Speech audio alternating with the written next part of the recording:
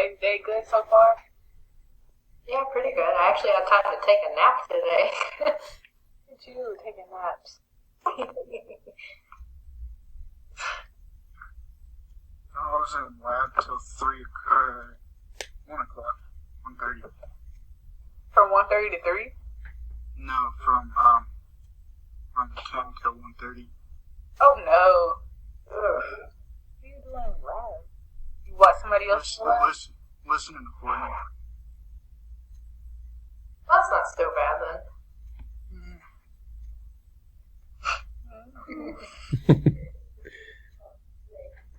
All right, we can get started. So you right now, I'm sure you guys have only really looked at the first couple of sections of the chapter 5 stuff. I hope you've been watching the videos. I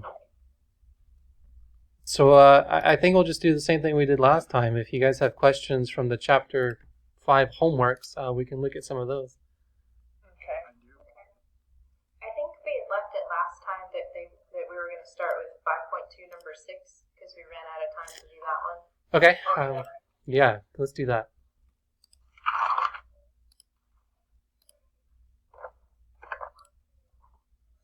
Let me share the screen here. I want to turn my webcam off and share the screen. Okay, you can leave your camera on, but... Oh, I can? You can do both? Mm-hmm. Oh, yeah, look at me in the corner. Okay. Window. Okay. Section 2, question 6.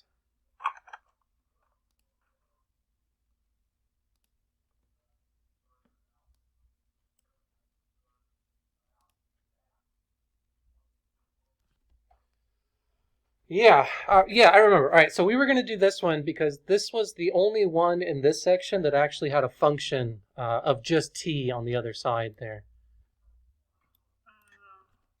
So let me just copy over the system. We got that x prime is equal to 4x plus y minus e to the 4t. And then we have the y prime, which is just x plus 4y. All right. They also give us some initial conditions there, which means we will have to plug those in at the end. X of 0 is 2, and y of 0 is negative 3. Okay. Notice on this one, unlike the other ones, that's fine, Thomas, is that they don't tell you which one to eliminate first. They just want the solutions, x and y. So with this one, you can kind of eliminate them in any order you think that is easiest. Before we even get to there, though, we have to rewrite our system in that kind of general format where we get all the x's together, all of the y's together, and then the functions of t on the left or the right-hand side. So we already have the x prime for this first equation on the left. I'm also going to subtract over that 4x. This y I want to subtract over as well, and then we're going to leave that e to the negative 4t on the right-hand side.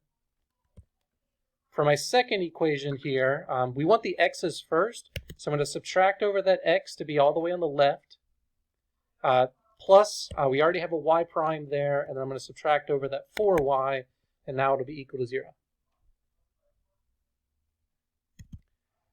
Now is where we wanted to rewrite this using those differential operators.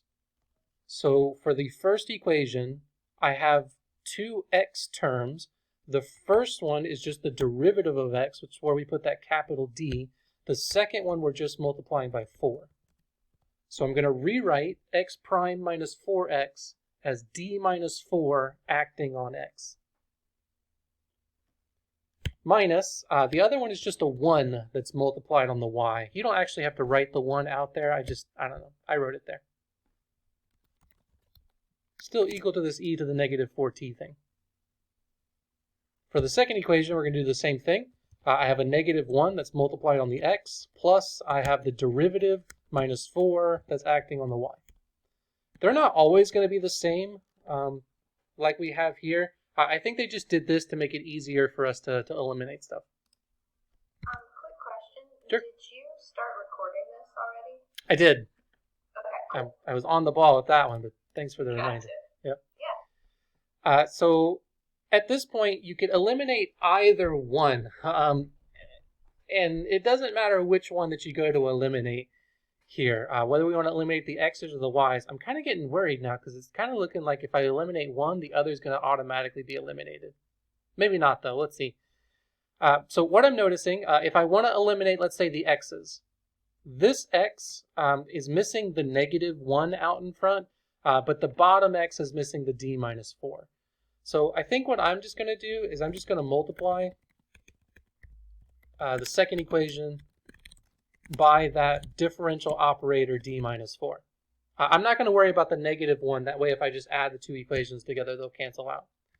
So the first equation I'm leaving alone, not even going to touch that one. But the second equation, I'm going to multiply that by that differential operator. So it's going to be -1 times d minus 4 acting on x plus, I'm going to have two of these, d minus 4 squared acting on y, and then that's going to be equal to d minus 4 acting on 0.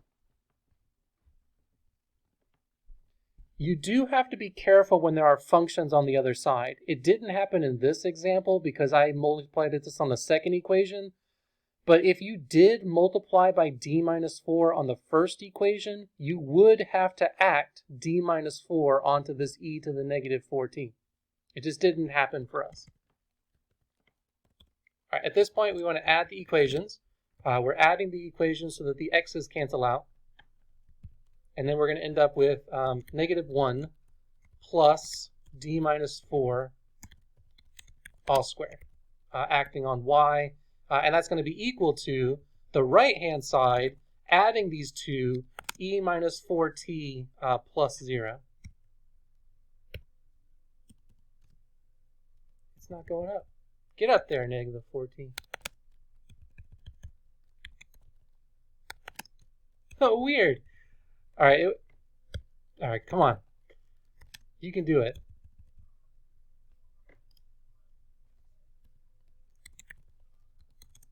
It's given up on me. Just pretend that that's up in the exponent. Okay. Multiply this stuff out, right? You want this as just a regular kind of operator, not all factored out like this. So we're still going to have the -1, but then we're going to FOIL d minus 4 with itself. So that'll be d squared minus 8d plus 16, still acting on y. Let's see if it'll get up there now. There it goes. If we kept e on the right-hand side, would it still be negative? Since we kept... Say that again? Since we kept e on the right-hand side, like we subtracted the other stuff over, but the e stayed where it was, should that be negative? No, it's positive, right? We were adding these two equations together. Okay. So it's this plus 0, which is still just that. Well, I mean, from, like, even in that equation, should it be negative? Because from our start, if we move the other two things over, we've still got, it's still a negative e. Oh, I see what you're saying. Yeah, you're right. Okay. That was a Okay. negative e to the 4t this whole time. Okay, so that was just my mistake. Okay. Just making sure I'm not crazy. No, you're not crazy. I did not see that. You're right. That should have been a negative e to the -4t that kept coming down. Okay, fixing this a little bit, combining like terms and just moving stuff around. We have the d squared, we have the -8d, and then we're going to have a plus 15. Acting on y is still equal to that negative e to the -14. Is it to the -14, or is it just positive 14? Oh my gosh. All right. There we go. I'm moving negative signs wherever I want to. I guess. Gotcha.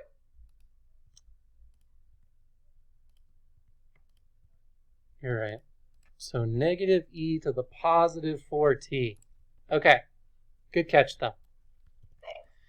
At this point, now you want to change this from the operator back into the differential equation.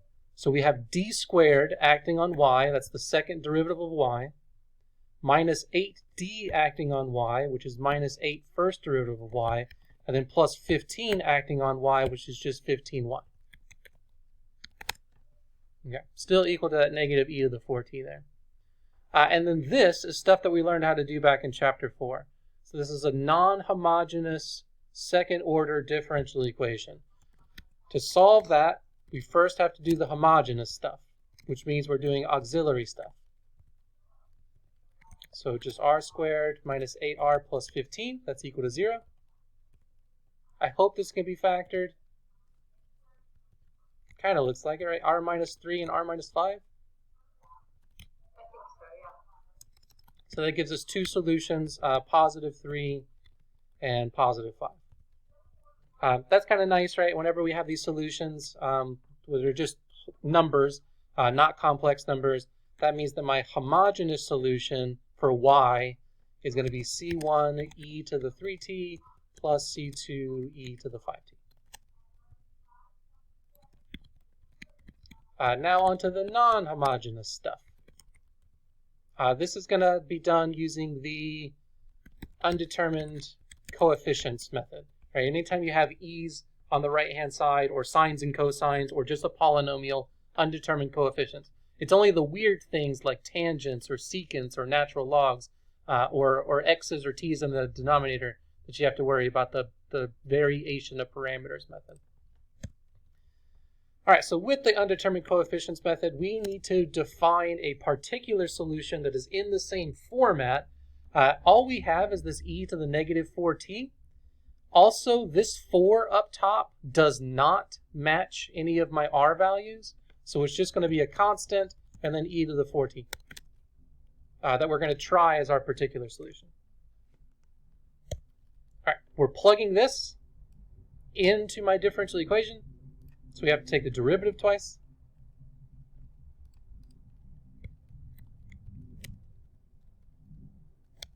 Each time we take the derivative, all we're going to do is just bring down a 4.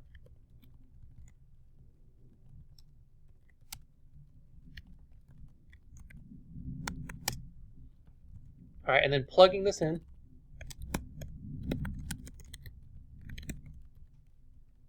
Up here, right? So it's the second derivative minus 8 times the first derivative plus 15y is equal to that negative e to the 4t. So second derivative, 16a e to the 4t, minus 8 times the first derivative, and then it was plus 15, I think, times the function itself. And that's all equal to negative e to the 4t. Just double check, make sure I have the right coefficients here. Yes.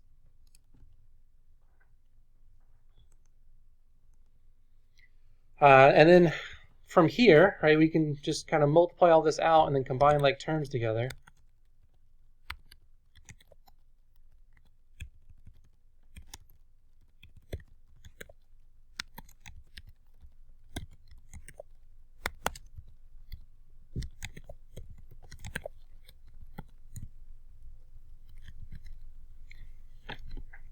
These are all just e to the 4t, so we can just add all the coefficients here. 16 minus 32 plus 15. That all adds up to be negative 1, I think? Yes, -1. Okay, at this point we can divide by that e to the 4t on both sides, and we just end up that a is equal to positive 1. Are we okay with that? Any questions so far?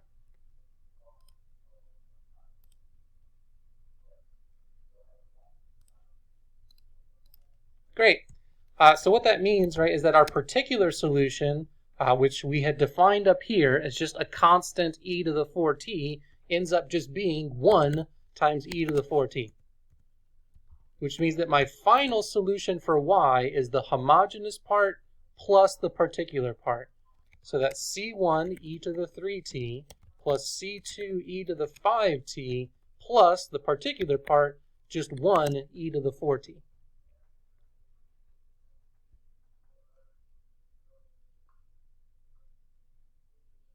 Okay, and that's y. So now we need to find x. There's a few different ways to find x of t. We could start all over, but that takes a lot of time. What's usually a lot easier is if you can come over to your system of equations and get an x and only an x on one side by itself. This second equation here will let us do that. So we're just going to solve the second equation for x. And when we do that, we get x is equal to that derivative of y, and then we're subtracting the 4y over to the other side. we already know what y is equal to, so we're just going to take this and plug it in for x here, for those y's. So we're going to get x is equal to the derivative of this thing up top. We can do that pretty easy.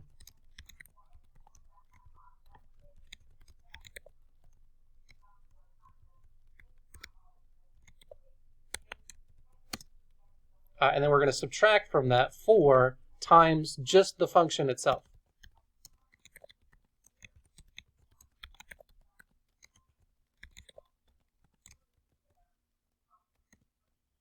All right, and we can combine some like terms together here. We'll combine all the C1 e to the 3t's, just this term, first term here and first term here, and then the C2 e to the 5t's, second terms, and then the last terms we can combine together.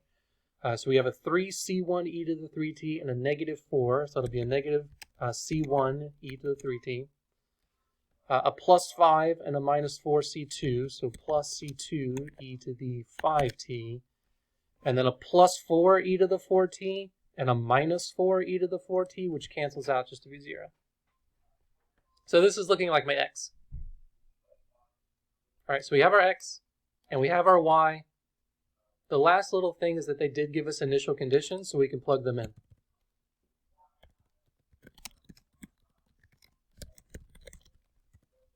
So let's plug in that first initial condition that x of 0 is equal to 2.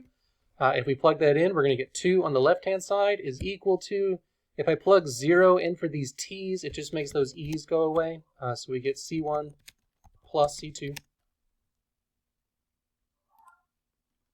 Plugging in the other initial condition, y of 0 is equal to negative 3. That is going to be negative 3 is equal to, so from up here, my y's, C1 plus C2, and then we're going to have a plus 1 from this e to the 4t over here. All right, and then we just solved this system of these two equations. I'll copy them down here so they look a little bit neater. For this one, we're subtracting the 1 over.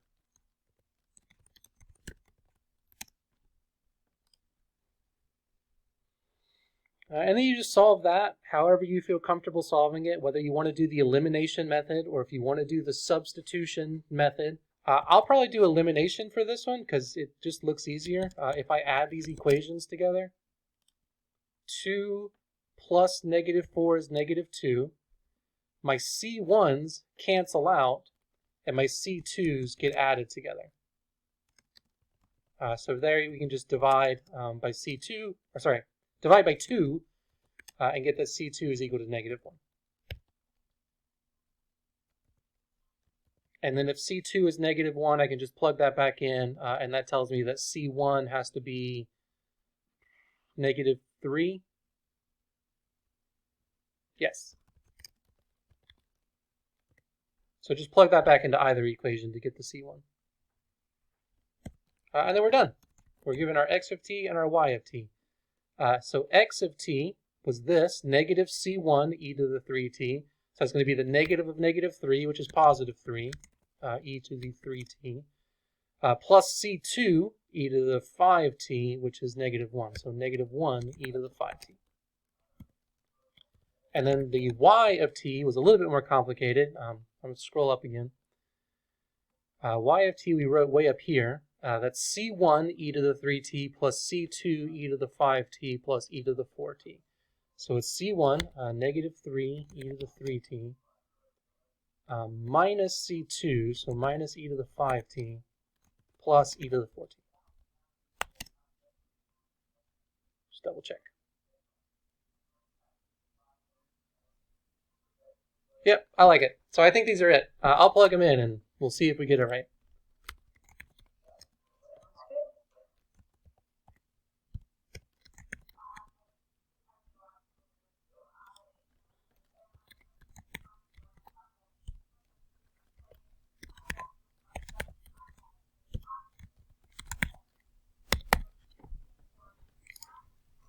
Okay, yay.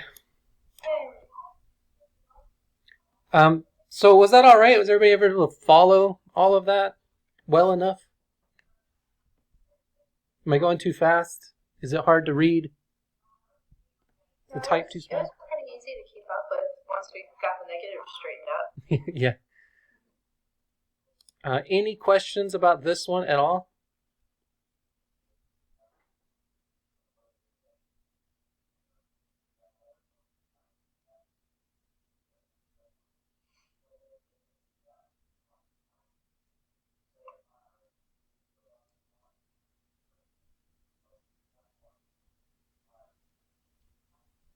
Okay, cool, great.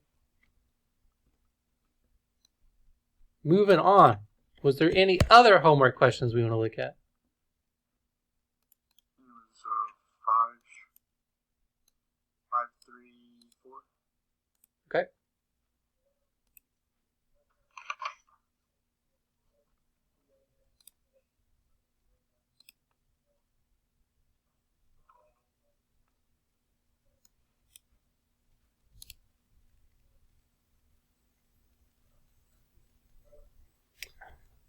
Yeah, so Euler's method stuff shows back up again. Oh, wonderful. Use the vectorized Euler method with h to be 0.25 to find an approximation for the solution to the given initial value problem on the specified interval. So let me copy over our problem. Second derivative of y plus t first derivative of y plus 2y equals 0 with initial conditions. Y of 0 is 3 and y prime of 0 is 0. And then we want to solve this, or we want to approximate this on the interval from 0 to 1. Okay. So in one of the videos and in the books, I wrote out the formula for the vectorized Euler's method. And it's nothing too crazy, I promise. It's this. Your t is the same as it was before. So your independent variable, all you do is you take the previous independent variable and you add on to that your step size of h. But we're also going to have those system of equations. Now, don't worry about what we have for here. We're going to change this up a little bit. Let's just say we had different functions we're solving for, x1, x2, all the way up to x sub n. Well, x sub 1 n, so this is the first function x1 at the index n.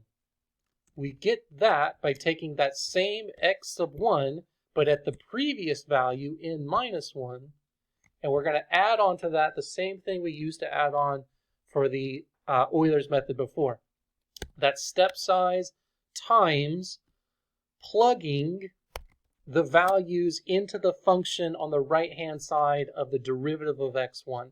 So we call that f1, and we're going to plug in, and this looks kind of awful, I know, but the previous t value, so t of n minus 1, the previous x1 value, all the way up to the previous x sub n value. Great. All right, so it looks awful, right? And then there's a bunch more of these. So then there's going to be one for x2, one for x3, one for x4, all the way up to the final x that you have for your system. Our system's only going to have 2 functions in it. So let me try and clean this up a little bit. First thing you're going to want to do is in your second order system of equations, you're going to want to rewrite that into a system of equations. To do that, you're going to have 2 different functions. We're going to set our x1 to just be equal to y1. Let me get my notes here. I just want to make sure I don't mess this up for you.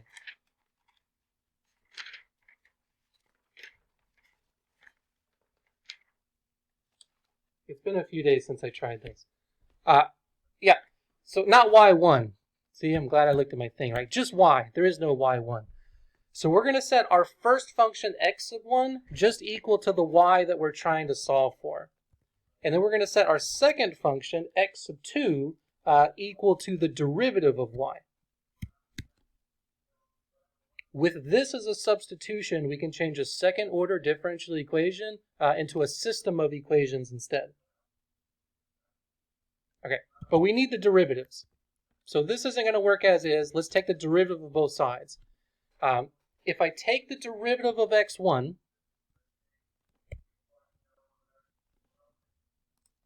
trying to put a little derivative sign on there, sorry.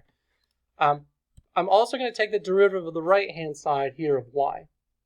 So if I take the derivative of x1 on both sides, I end up with y prime on the right, but we already know what y prime is equal to, right? Y prime is x2. Okay, so does that make sense? Right, we're taking the derivative of both sides of these equations. But if I take the derivative of both sides of the top equation, I get x1 prime is equal to y prime. But we already know what y prime is in terms of my x's, that's x2. And we're going to do the same thing for the bottom equation. So we're going to do x2 prime. That's going to be equal to the second derivative here, y double prime. But what we can do is that we could rewrite y double prime using my differential equation up here, just by subtracting the ty prime and the 2y over to the right-hand side. So y double prime is the same thing as negative ty prime minus 2y, but that is the same thing as negative tx2 minus 2x1. So just trying to change everything from y's into these two functions I've defined, x1 and x2.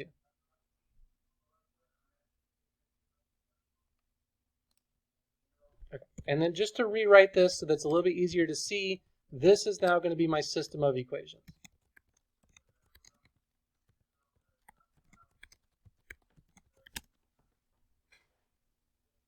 All right, I know that's a lot, especially if you haven't watched the videos yet, but was everybody able to follow that process? Otherwise, I can re-explain. I'm following for the most part. Okay.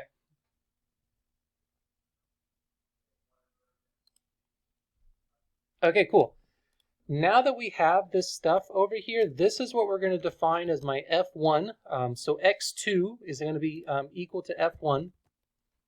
And then this whole thing here, this is what we're going to define to be my f2.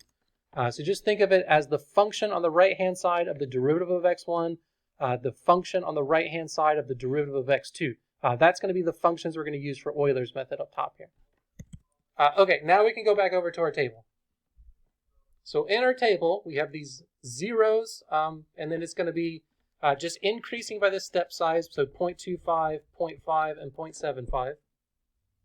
To 1, right? I hope that one's obvious. You're just increasing the t values by the step size. But the y values are going to be a little bit weird, and they're coming from here. Okay, so let's just do it. When t is equal to 0, we already know what my x1 and my x2 have to be equal to. Because when t is 0, remember x1 is just y, and that's the initial condition. So x1 has to be equal to 3 from this initial condition over here. All right, we also need to know what x2 is equal to at t equals 0. x2, which is the derivative of y, is going to come from this initial condition. x2 has to be equal to 0. All right, so that's my first. You want to think of it as like an ordered pair, but it's a triple ordered pair. The independent variable, and then the two functions that you're trying to solve for. So that's the initial conditions. All right, then we're going to increase our step size. So now we're at the next point, t is equal to 0.25. When t is equal to 0.25, I have to use Euler's method to approximate x1 and x2. x1, and now this is at the next location, so this is at the 0.25 location, is just going to be the Euler's method that we used in the past. It's going to be the previous x1 value, which was 3, plus the step size, h, 0.25, times plugging the x1 and the x2 into the function on the right-hand side of x1 prime. But that's just x2, which is 0, the previous x2 value. So it's looking like my x1 value is not going to change. It's going to stay at 3. But my x2 value at the next location, 0.25,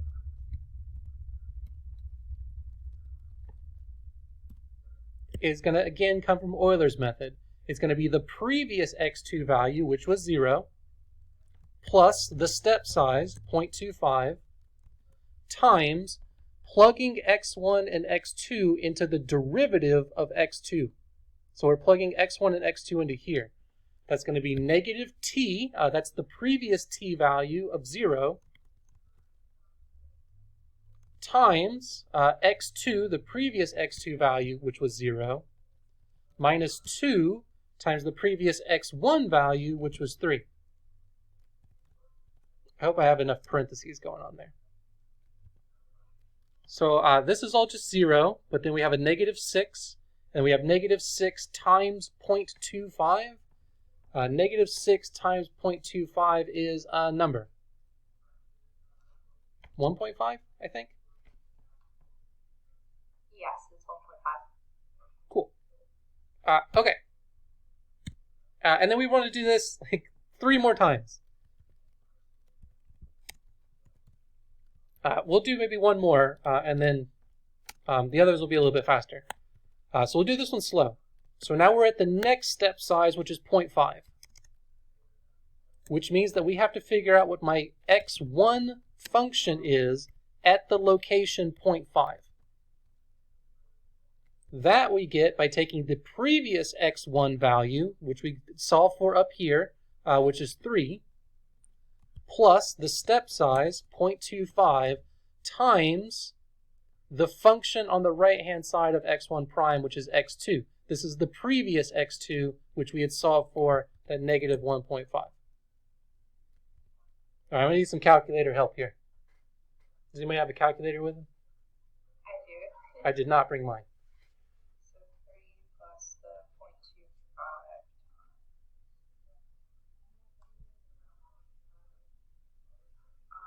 Looks like that gives us 2.625.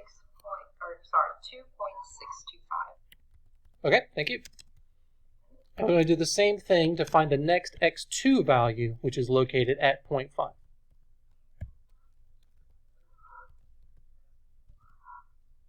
That we get by taking the previous x2 value, negative 1.5, plus the step size times plugging the previous values into the function that's the derivative of x2. So that's going to be negative t, which is negative 0.25, times the previous x2 value, negative 1.5, minus 2 times the previous x1 value, which was 3. All right, definitely need calculator help with this one. Alright, just a sec. Mm-hmm. Want to make sure I've gotten everything copied down right. Yep. Alright. It's okay, take your time. So this is negative 1.5 plus 2.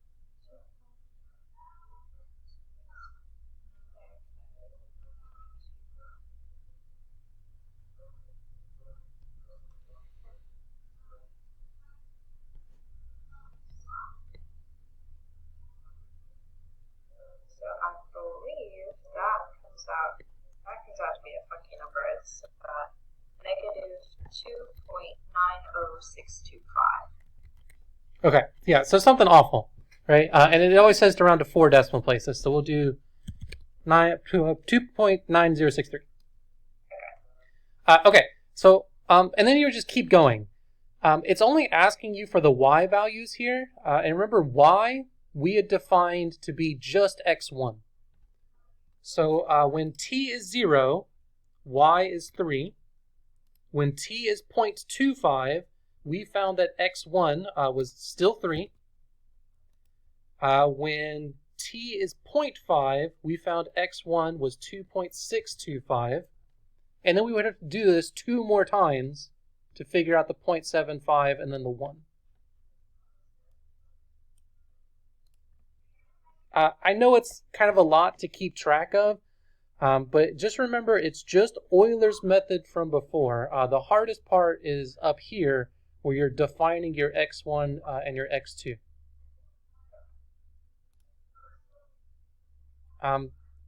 Is that all right? Is there any questions? Do you want me to go further? Do you want me to do the other two? Anybody?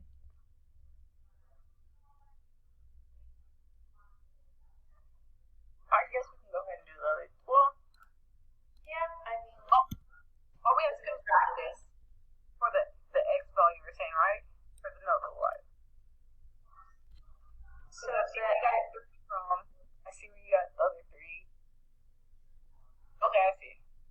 Okay. Yeah, I think we still have to plug into the x2 so that we have that to plug in to get our next x1. So we do still have to do both equations. But Yeah. it's asking- in the chart it says y. Well, we're solving for Yeah. It's just the way that we redefined it.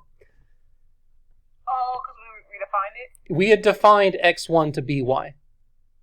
Oh, okay. So anytime we're solving for x1, we're really solving for this y that they're asking for over here. But you have to do the x2 because the y depends on the x2 from up here.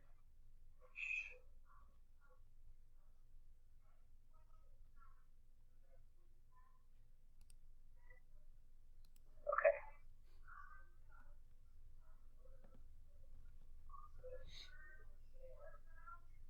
Yeah, I wish there was an easier way for me to organize it. Maybe if I try this. Maybe if I separate it into 3 different lines. That's a little nicer,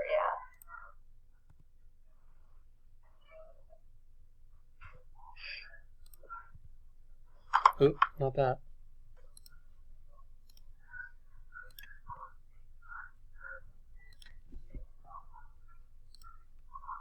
Yeah, that looks better.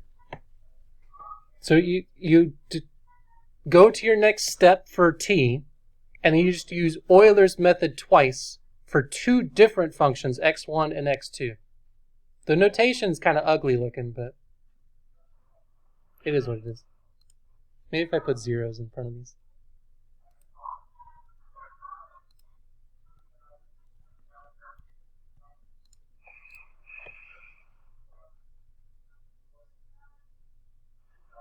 I know this is hard. I want to make sure everybody's kind of understanding what we're talking about. Is this stuff all right? And we know that that they're equal to each other by those formulas given to us? Not necessarily. It's kind of how we came up with it. If you're given this differential equation, just a second order one like we have here, what you're going to do is you're going to break it down, and you don't have to call them x1 and x2 if you want to call them something else. Like you could call them w and z or whatever. But we just set x1 equal to the function as is y, and then my next function x2 we're going to set to be the derivative. Okay. So this is what you always want to do for these questions when you have a second order differential equation like that. From there, we're going to take the derivative of both sides because we don't really care what x1 and x2 is equal to when it comes to Euler's method. We need to know what the derivative of x1 and what the derivative of x2 are for Euler's method. And in taking the derivative of both sides, it ended up kind of looping back on itself, and we were able to get rid of the y's and only define it in terms of the x's, the x2s, and the x1s.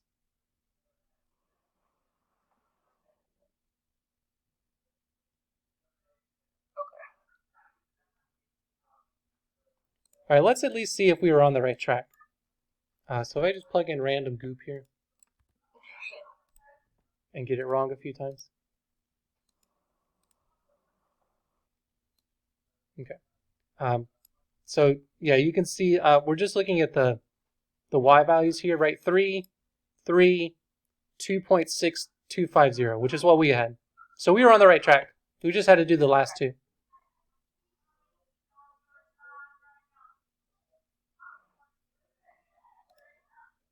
But cool. Do we want to do like another one? Is there another one on the homeworks?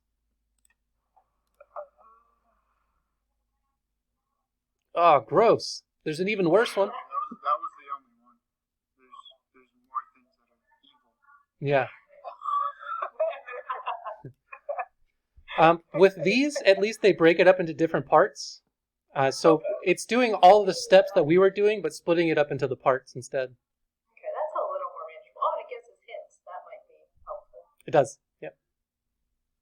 Yeah, but there's no question. There's not. Oh, there is for this one. I think just the last one doesn't.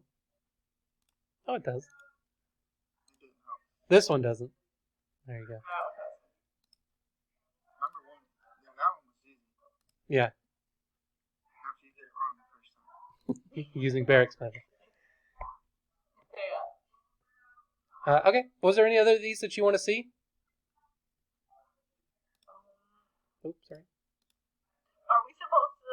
How far are we actually supposed to be through our homework? That's a good question.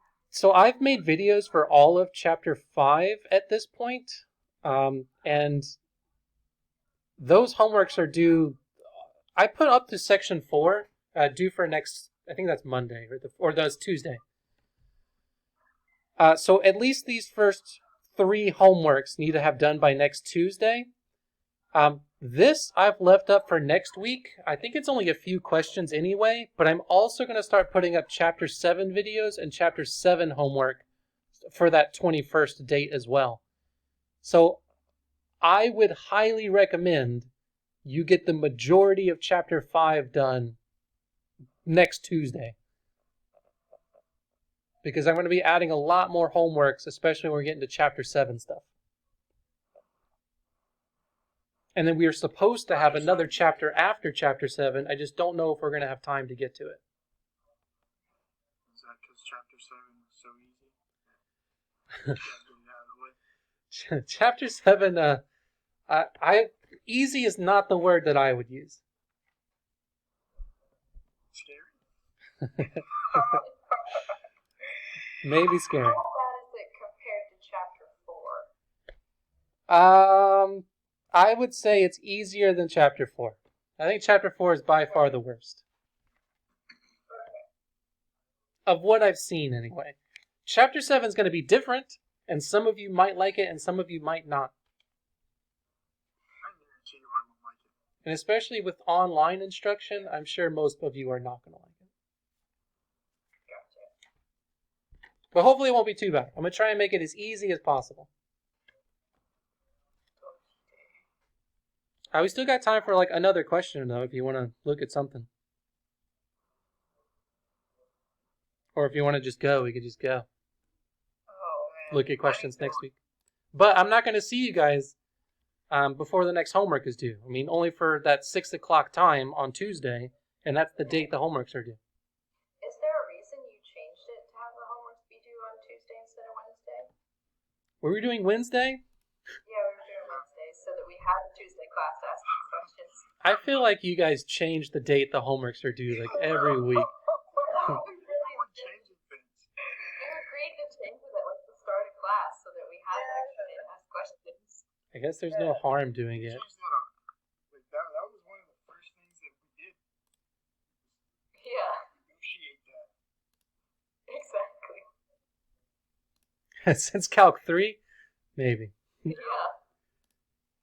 Alright. So for this next test, is it going to be like a final test, or just going to be over chapter? Well, chapter 4 is actually kind of like chapter 5. I feel like it just builds upon itself, doesn't it? Yeah. I think I'm going to do chapter 5 and chapter 7 together as a test before the final. Okay. Or I could do them separate. We could just do a chapter 5 test and then a chapter 7 test. No, that's You know what our okay. statistics teacher did? Just get rid of all of the tests and just make homework 50%. No, I'm not doing that. Good try. Oh my gosh. Okay. I might do them separate. A chapter 5 test and a chapter 7 test. Oh god. I'll think about it. I mean, that gives us more test grades to do better with. It does. This is true. And it'll make the test smaller, too. More tests to fail. No. Yeah. And I'm still thinking about another CoCalc lab. I don't know if I want to do that or not. That could be a test. Yeah, it was kind of sad. It could. Oh, I'm still God. thinking.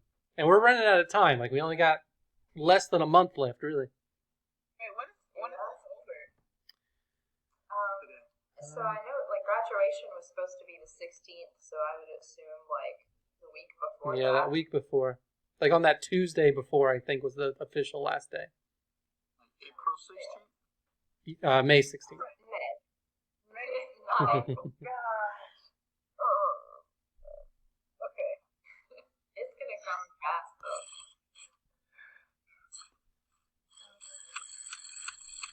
Alright, well, if there's no other questions, I gotta go make dinner for the kids. Or go eat dinner. I think my wife has made it. Yep. Thanks for coming. Bring questions Tuesday. Yep. See you then. Really, sir. All right. Thanks for coming. Bye, Thomas.